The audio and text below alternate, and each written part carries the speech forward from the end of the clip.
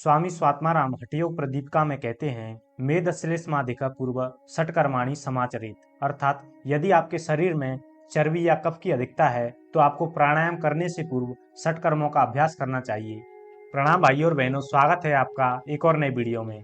आज हम इस वीडियो में षटकर्मों के बारे में बात करेंगे और जानने का प्रयास करेंगे कि षटकर्म क्या हैं, ये कितने प्रकार के होते हैं, अर्थात इनकी संख्या कितनी है। और आज हम एक षटकर्म जल नीति के अभ्यास के बारे में भी बात करेंगे। प्राचीन योगा उपनिषदों में योग का वर्णन हठयोग के रूप में देखने को मिलता है। षटकर्मों का उपयोग हमारे शरीर के अंदर त्रिदोषों को संतुलित करने के लिए किया जाता है। आयुर्वेद और हठयोग के अनुसार त्रिदोषों में असंतुलन के कारण ही रोगों की उत्पत्ति होती है। हठयोग और षटकर्म दोनों का ही उद्देश्य ईड़ा एवं पिंगला नाड़ियों के मध्य सामंजस्य स्थापित करके शारीरिक एवं मानसिक रूप से संतुलन स्थापित करना है। अब हम बात करते हैं कि षटकर्म क्या है। तो षटकर्म शरीर को शुद्ध करने की क्रियाएं हैं। इनकी संख्या 6 होती है, जो निम्न प्रकार है: नेति, बस्ती, धोती, नौली, त्राटक और कपालभाति। इनमें से आज हम नेति के बारे में बात करेंगे। नेति 2 प्रकार की होती है। पहली होती है जल नीति और दूसरी होती है सूत्र नीति, या फिर जिसे रबर नीति भी कहा जाता है। आज हम जल नीति के बारे में बात करेंगे और जानने का प्रयास करेंगे कि इसकी सही विधि क्या है, और इसके साथ ही इसकी सावधानियों और लाभों के बारे में भी बात करेंगे। तो जल नीति के लिए आपको निम्न उपकरणों की आवश्यकता होगी। सबसे पहले है आपको टोंटी युक्त इस प्रकार से एक पात्र चाहिए। यह पात्र धातु, तांबा या फिर मिट्टी से निर्मित हो सकता है। दूसरा है नमक युक्त गुनगुना पानी चाहिए। और तीसरा है एक आपको इस प्रकार से रूमाल या फिर तौलिया चाहिए। अब हम बात करते हैं इसकी क्रिया विधि के बारे में। तो मैं आपको सबसे पहले एक बात बताना चाहूंगा कि जल नीति के लिए और जितनी भी षटकर्म की क्रियाएं हैं उनके लिए धैर्य की आवश्यकता होती है। इसमें आपको किसी भी प्रकार का डर और संशय नहीं होना चाहिए। इसके साथ ही जितनी भी षटकर्म की क्रियाएं हैं उन सभी क्रियाओं में जल नीति सबसे सरल मानी जाती है। अतः आप इसका अभ्यास बड़ी आसानी के साथ कर सकते हैं। तो जल नीति के अभ्यास के लिए आपको सबसे पहले इस प्रकार से उकड़ू बैठ जाना है, अर्थात समान रूप से अपने पंजों पर वजन रखते हुए इस प्रकार से बैठ जाना है। इसके बाद ठीक प्रकार से अपने आप को तैयार करना है। किसी भी प्रकार का डर नहीं होना चाहिए तथा अपनी आंखों को बंद करते हुए अपने संपूर्ण शरीर को शिथिल करें। इसके साथ ही अपने मन को शांत करें। अब धीरे से आंखों को खोलेंगे। यहाँ आपको एक बात का ध्यान रखना है, जब भी आप जल नीति की क्रिया करेंगे तो आपको श्वास मुंह से लेना है, ना कि नाक से। यहाँ पर आप नाक से श्वास नहीं ले सकते क्योंकि नाक के अंदर पानी होता है। तो आपको इसका विशेष ध्यान रखना है कि आपको अभ्यास करते समय श्वास अपने मुंह से ही लेना है। सबसे पहले आपको इस प्रकार से बैठ जाना है। अब आपको इस प्रकार से बैठते हुए लोटे को उठाना है। इस प्रकार से लोटे को उठाएंगे और अपने दाएं हाथ में लोटे को इस प्रकार से पकड़ेंगे। अब आपको अपने बाएं हाथ को इस प्रकार से अपनी पीठ के पीछे लगा लेना है, इस प्रकार से, और लोटे को ऊपर उठाते हुए बाईं नासिका से लगाएंगे। इसके बाद मुंह से श्वास लेना आरंभ करेंगे। यहाँ पर आपको किसी भी प्रकार का जोर नहीं लगाना है। इसके बाद धीरे से आगे झुकेंगे और लोटे को ऊपर उठाते हुए गर्दन को बाईं तरफ झुकाएंगे। बहुत अधिक नहीं झुकाना है, इस प्रकार से। और धीरे धीरे लोटे को ऊपर उठाते हुए आप पाएंगे कि सहज रूप से ही आपकी बाईं नासिका से जल निकलने लगता है। और ये क्रिया जब तक करेंगे तब तक इस लोटे का जल आधा ना हो जाए। मैं नीचे गिरने वाले जल के लिए एक पात्र का यूज कर रहा हूँ। अगर आप चाहें तो कर सकते हैं, अन्यथा आप सीधे ही जल को नीचे गिरने दे सकते हैं।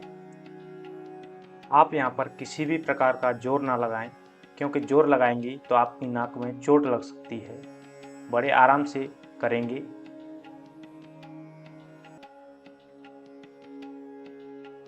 जब इस पात्र का जल आधा रह जाए तो धीरे से पात्र को नाक से निकालेंगे, इस प्रकार से। और पहले हाथ से नाक को निचोड़ेंगे। उसके बाद एक्स्ट्रा पानी को रूमाल से पोंछ लेंगे। इसके बाद अपने बाएं हाथ से लोटे को उठाएंगे और दाएं हाथ को पीठ के पीछे लगाएंगे। फिर अपनी नासिका से पूर्व की तरह क्रिया करेंगे। यहाँ पर आपको ध्यान देना है, आपको लोटे को इस प्रकार से ज़्यादा ऊपर नहीं उठाना है, क्योंकि पानी ऊपर से भी आ सकता है। इसके बाद धीरे से इस क्रिया को करेंगे। जैसे जैसे लोटे का पानी कम होता जाए वैसे वैसे लोटे को ऊपर उठाते हुए जाएंगे। किसी भी प्रकार का जोर नहीं लगाना है, नहीं तो आपको चोट लग सकती है। नाक बहुत ही सेंसिटिव ऑर्गन होता है, इसके भीतर चोट लगने का खतरा रहता है। जब पूरा पानी खत्म हो जाए तो नाक से लोटे को निकालेंगे और पहले हाथ से नाक को निचोड़ेंगे। इसके बाद रूमाल से एक्स्ट्रा पानी को पोंछ लेंगे। अब हम अपनी नाक को ड्राई करेंगे। इसके लिए आपको उकड़ू बैठ जाना है और दाएं अंगूठे से दाईं नासिका को बंद करेंगे और श्वास को बाहर निकालेंगे।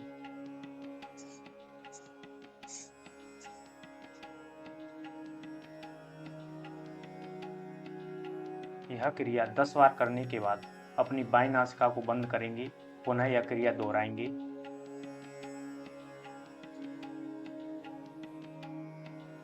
इस क्रिया के दौरान निकलने वाले पानी को रूमाल से पोंछेंगे। अब हम अपनी दोनों नासिकाओं से श्वास को बाहर निकालेंगे।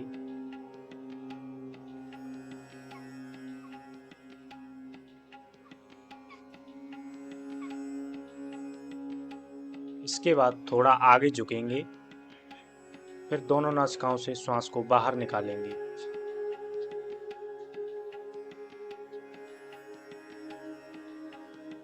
अब हम सशंकासन का अभ्यास करेंगे। इसके लिए आपको अपने पैरों को आगे फैलाना है और दंडासन की स्थिति में आ जाना है। इसके बाद अपने दाएं या फिर बाएं किसी भी पैर में से बारी बारी से मोड़ते हुए अपने हिप के नीचे लगाएंगे, इस प्रकार से, और वज्रासन की स्थिति में आ जाएंगे। इसके बाद श्वास भरते हुए हाथों को ऊपर उठाएंगे और कमर से झुकते हुए सामने की ओर हाथों को ले जाएंगे और हाथों को पूरा रिलैक्स करेंगे और माथे को जमीन पर लगाएंगे। इसका अभ्यास आपको 5 से 10 मिनट तक करना है। इसके बाद श्वास भरते हुए हाथों को ऊपर उठाएंगे और पुनः वज्रासन की स्थिति में आ जाएंगे। अब हम ये बात करते हैं कि पानी के अंदर नमक और इसे गुनगुना क्यों किया जाता है। तो इसे गुनगुना करने का यह कारण है कि हमारे शरीर का जो तापमान है वो बाहरी तापमान से थोड़ा सा ज़्यादा होता है। इसलिए यदि आप पानी को थोड़ा गुनगुना करते हैं तो उसका ताप और शरीर का ताप बराबर हो जाता है, इसलिए इसे गुनगुना किया जाता है। इसके बाद नमक की बात करें तो नमक इसलिए मिलाया जाता है क्योंकि पानी का परासरणी दाब या ऑसमोटिक प्रेशर और हमारे शरीर के अंदर जो द्रव है उसका परासरणी दाब बराबर हो जाता है। यदि आप इसमें नमक नहीं मिलाते तो इससे आपको नाक में जलन या फिर आपको ऐसा महसूस हो सकता है कि आपकी नाक में जो पानी है वो ऊपर की ओर चढ़ रहा है। इसलिए आपको नमक मिलाना चाहिए और मिलाते भी हैं। हो सकता है आपने बहुत से अभ्यासियों को बिना नमक के पानी से अभ्यास करते हुए भी सुना होगा या फिर देखा होगा, तो वे बहुत ही अनुभवी अभ्यासी होते हैं। आप अनुभव के साथ आप भी ऐसा कर सकते हैं।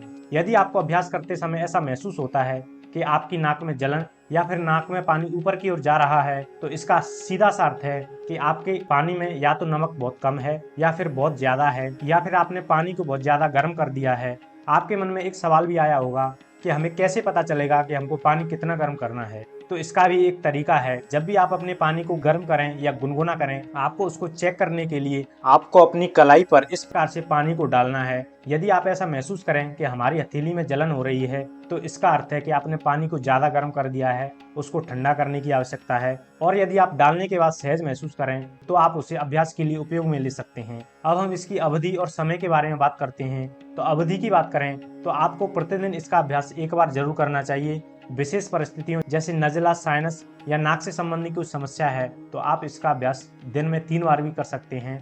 और समय की बात करें, प्रातःकाल आपको आसन और प्राणायाम से पूर्व किसी योग गुरु के सानिध्य में इसका अभ्यास करना चाहिए। किंतु इसका अभ्यास कभी भी किया जा सकता है, लेकिन विशेष रूप से खाना खाने के तुरंत बाद इसका अभ्यास ना करें। खाना खाने के 1 घंटे बाद इसका अभ्यास बड़ी आसानी के साथ कर सकते हैं। इससे आपको कोई हानि नहीं होगी।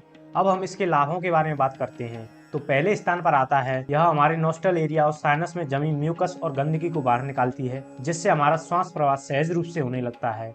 दूसरे स्थान पर आता है जिन लोगों को दमा या फिर अस्थमा की समस्या है, उनके लिए यह बहुत लाभकारी है। यदि जल नीति का अभ्यास नियमित रूप से किया जाता है तो यह दमा के साथ साथ एलर्जी, साइनोसाइटिस और न्यूमोनिया में बहुत लाभकारी है तथा इन्हें कंट्रोल करने में मदद करती है। तीसरे स्थान पर आता है जल नीति के अभ्यास द्वारा बच्चों में मुंह के द्वारा सांस लेने की आदत को छुड़ाया जा सकता है। चौथे स्थान पर आता है यह कान, नाक, गला और आंखों से संबंधित रोगों से हमें छुटकारा देती है। इसके साथ ही इन्हें संक्रमण से बचाने में भी हमारी मदद करती है। पांचवें स्थान पर आता है यह मिर्गी और माइग्रेन के लिए लाभकारी है। इसके साथ ही आलस्य, चिंता, तनाव और अवसाद को दूर कर हमारे सिर को हल्का बनाने में मदद करती है। छठवें स्थान पर आता है यह हमारे फेस के मस्क्यूलर टेंशन को रिलीज करती है। इसके साथ ही चेहरे को कांतियुक्त बनाती है। सातवें स्थान पर आता है यह हमारी नोस्टल नर्व्स को सक्रिय बनाती है, जिससे हमारा मस्तिष्क ठीक प्रकार से कार्य करता है। आठवें स्थान पर आता है जब भी आप जल नीति का अभ्यास करते हैं, इससे हमारी दोनों नासिका छिद्रों से होकर जल प्रवाहित होता है, जो हमारे मस्तिष्क के दोनों हेमिस्फीयरों को संतुलित करता है, जिससे रक्त पर संचरण ठीक प्रकार से होता है। आठवें स्थान पर आता है यह इसका सबसे महत्वपूर्ण लाभ माना जाता है, यह हमारे आज्ञा चक्र को या फिर आज्ञा चक्र को जागृत करने में हमारी मदद करता है। अब हम इसकी सावधानियों के बारे में बात करते हैं तो सबसे पहले स्थान पर आती है आपको इसका अभ्यास किसी योग गुरु के सानिध्य में करना चाहिए। आपको अपने आप या फिर आप बिगिनर हैं तो आपको इसका अभ्यास नहीं करना चाहिए। इसके लिए आपको किसी योग गुरु का परामर्श जरूर लेना चाहिए। दूसरे स्थान पर आता है जब भी आप इसका अभ्यास करते हैं तो पानी केवल और केवल आपकी नासिका से होकर जाना चाहिए। यदि आपका पानी नासिका के अलावा गले में जा रहा है तो इसका अर्थ है कि आपकी पोजीशन सही नहीं है। आपको अपनी गर्दन और लोटे की पोजीशन को ठीक प्रकार से व्यवस्थित करना होगा। इसके बाद इसका अभ्यास करें। इसके अलावा ऐसे व्यक्ति जिन्हें नाक से रक्तस्राव होता है उन्हें इसका अभ्यास नहीं करना चाहिए। यदि भी इसका अभ्यास करते हैं तो किसी योग गुरु का परामर्श लेना चाहिए, क्योंकि जब भी आप जल नीति का अभ्यास करते हैं तो इसमें लोटे की टोंटी को नाक के अंदर ले जाना होता है। यदि आपकी नाक से रक्तस्राव होता है तो वो जल नीति के अभ्यास से और ज्यादा हो सकता है। इसके लिए आपको किसी योग गुरु से परामर्श करना चाहिए या फिर इसका अभ्यास ना ही करें तो बेहतर होगा। तो भाई और बहनों, मैं आशा करता हूँ ये वीडियो आपको अच्छा लगा होगा और दी हुई जानकारी आपको समझ आई होगी।